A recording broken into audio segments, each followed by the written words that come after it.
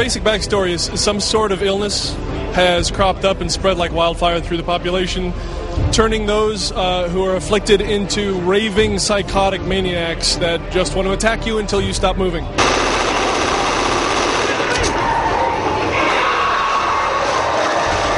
The fundamental gameplay that we've been pushing on since the beginning is explicit cooperation. This is a cooperative game where the only way to win is to work together. The simplest way is we surround you with so many zombies that you physically can't survive on your own.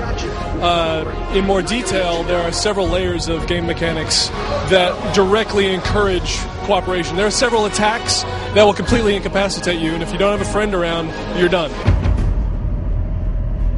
Well, the big thing, of course, is the cooperation, right? It's a 4-player co-op game, but replayability is another huge key element of the game. So we have what we call the AI Director, which is a set of AI technology that monitors what each player is doing and makes sure that the drama of the experience has high points and low points. So you're not constantly being swarmed, and you're also not bored either. There's exciting spots, and there's spots where you can relax a bit. It also ensures that you can play the same campaign 100 times, and it'll play out differently every time. You got to stay on your toes. Instead of having a map designer go in and place every single enemy in the map by hand, we have a set of AI algorithms that can place all those enemies procedurally, right? I say procedurally instead of randomly because random implies it has no rhyme or reason, it's just crapped out there, right? But procedurally, we have several algorithms that are looking at interesting criteria and placing the enemies so you have an exciting game experience, but you never know where they are. So you may have played the game before, but you come to it this time, and it's a whole new experience. We do dynamic things with effects, color correction, that sort of thing, based on your state and what the director thinks your state is. And the music is also dynamic, and it's unique per player. So I may be hearing some dramatic music going on because I'm getting beaten on, and you're hearing quiet, sort of ambient because you're in a different place. We really want you to feel like you're in a horror movie, right? You're playing through a horror movie with your friends. So we're doing a bunch of things with the art style and the art look to reach that goal, as well as doing things like color correction, which is usually, it's a post-processing thing done usually in films that we can actually do in real time now in games, where we bring up contrast in certain areas, we desaturate certain colors, like in this case we may leave the reds bright because we want the blood to really pop but everything else to get dropped back. We do film grain, so the actual, instead of looking like a video, it looks more like film with a little bit of grain action going on, which actually helps bring up detail in dark areas, important for our game. We do vignetting, which basically darkens the border of the screen, which is another sort of filmic look, but it also makes you feel a little claustrophobic. The major thing with the melee combat, all survivors, by default, your right mouse click does a push-away attack, takes your gun and just whack. And in this game, it's incredibly valuable. It's really useful. You can knock back whole hordes, and it's just something very satisfying about the zombies coming in, you smack and they all go sailing back, and you take your shotgun to them and end them.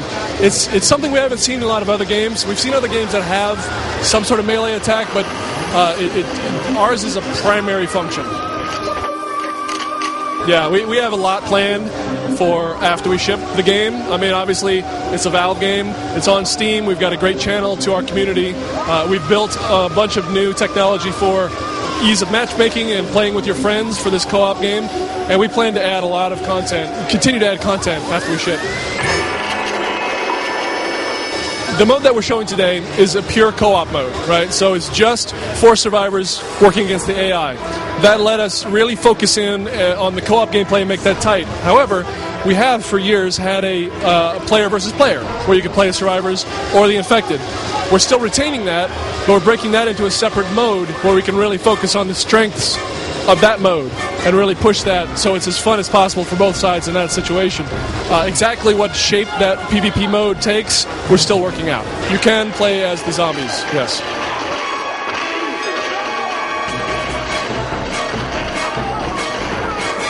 The game is fundamentally co-op, okay? And it looks at first like this is a game all about shooting zombies, which is great, and it's fun, and shooting zombies is a blast and all that, right? Really, it's a game about working with your friends. It's a game about trust. a lot of griefers in our experience tend to be pretty selfish players, which tends to self-correct in this sort of game. I mean, so we also give you mechanisms to police this, right? So you have your friends list, first of all, right? If you play with your friends, more or less the problem is solved. If you're playing with other people, we have voting mechanisms where you can vote people off and get rid of them. And in the game where there's only 4 of you, it's very clear who's being a jerk, right? It's not some mystery like you said this and they said this, right? You know, that guy's being a jerk. And then in addition, you know, if you're going to pull a Burke and go run off and leave the team, they're going to eat you, right? So like I said, it kind of self-corrects. All right, Left 4 Dead is shipping November 4th on both the PC and the 360.